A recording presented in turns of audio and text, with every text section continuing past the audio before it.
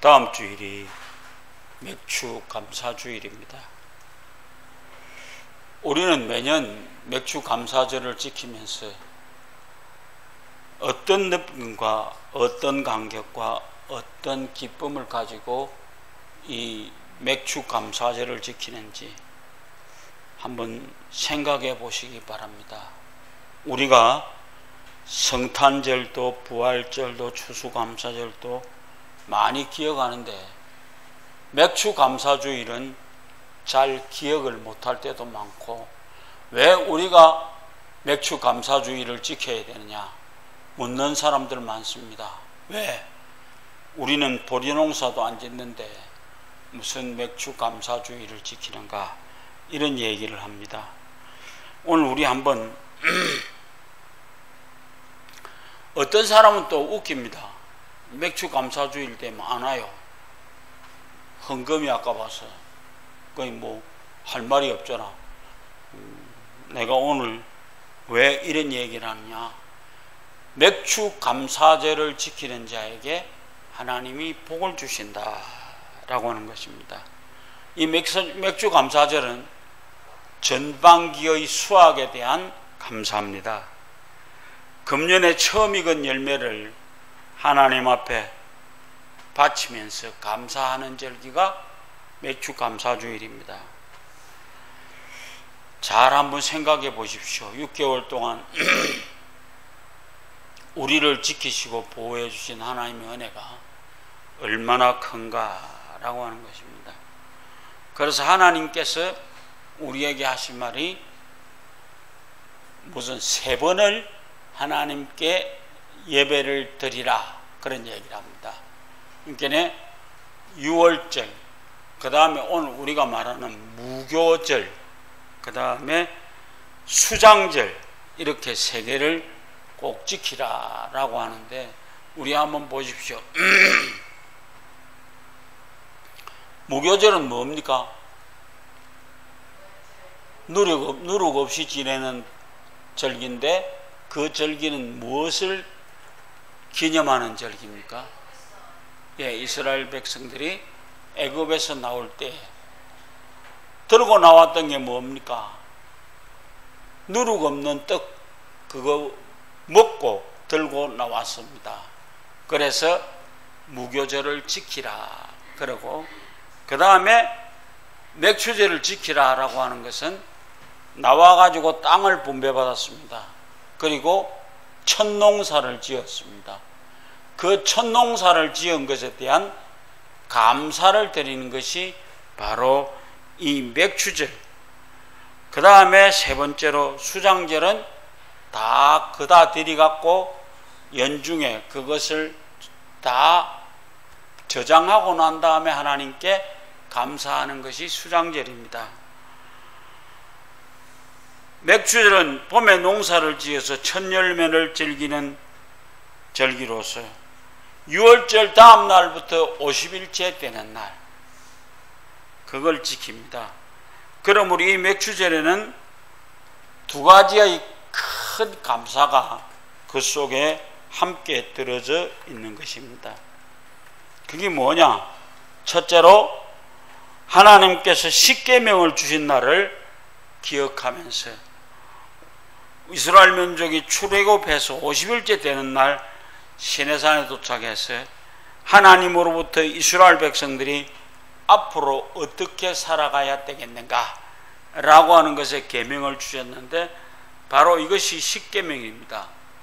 이 맥주 감사절은 하나님이 십계명을 통해서 이스라엘 백성들이 선민으로 하나님의 은혜 안에 살아가는 방법을 가르쳐주신 축복의 날이 바로 이 여러분과 내가 함께 지내기를 위하는 맥주 감사절입니다. 둘째로 신학의 핵심이 되는 게 뭡니까? 오순절이라고 하는 날입니다. 이 날을 오늘 신학시대에 와서는 성령 강림주일을 오순절이라고 그럽니다. 예수님의 12제자와 120명 문도가 예수님께서 부활하신 후 성천하실 때에 제자들에게 분부하신 말씀대로 보혜사 성령을 기다렸습니다. 그때 보혜사 성령이 임하여 오므로 거기에서 함께 들고 뛰었던 날 우리는 뭐라고 그러죠? 바로 그 성령 강림절이 이 날이라고 그러는데, 초대교회가 탄생하게 된 날이 바로 이 날입니다. 그것이 바로 우리는 신약시대의 핵심이 되는 오순절의 그 날이 이 날이다 라고 하는 것입니다. 그러므로 오늘 우리는 맥주감사주일을 교회 탄생주일이라고 생각합니다. 그러니까 맥주감사주일 우습게 생각하지 마십시오. 오늘 우리가 바로 예수님께서 우리에게 주신 말씀처럼 바로 교회의 탄신일이 되기도 하는 것입니다. 그래서 오늘 우리가 맥주감사절을 지킴으로 얻어지는 영적인 축복을 대해서 살펴보도록 하겠습니다. 첫째로 맥주감사주일은 신앙생활의 성숙됨을 의미하는 것입니다. 이스라엘 백성이 40년간 광야생활을 해왔습니다. 광야생활은 하나님께서 전적으로 의지하고 하나님이 주시면 먹고 안 주시면 못 먹는 겁니다. 그러니까 잘 알다시피 만나와 메추라기로 이스라엘 백성들을 먹이 살리셨습니다.